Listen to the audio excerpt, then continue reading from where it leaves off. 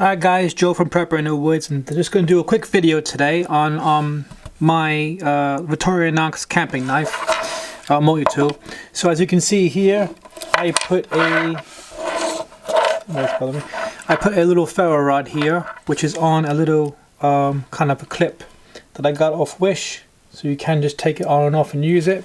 But the main focus of the video is just wanted to show you about that little pinhole here, which you can see just there.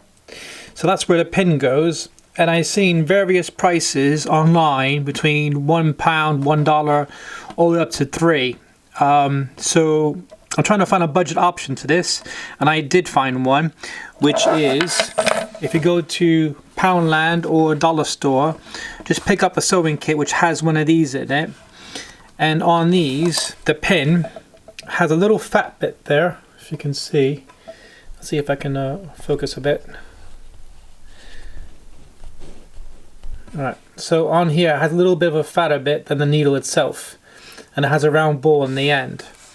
But also, as you can see right there, I'm just trying to get it, like I'm trying to use natural light here.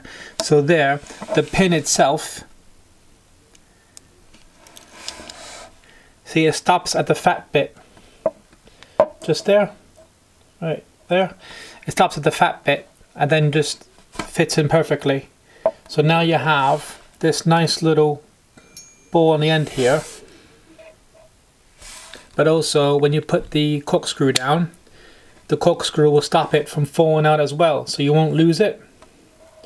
So I thought it was a handy idea. And then if you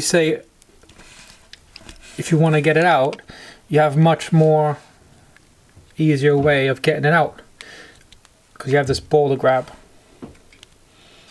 See that? So again, and that cost, you get 40 for what, $1?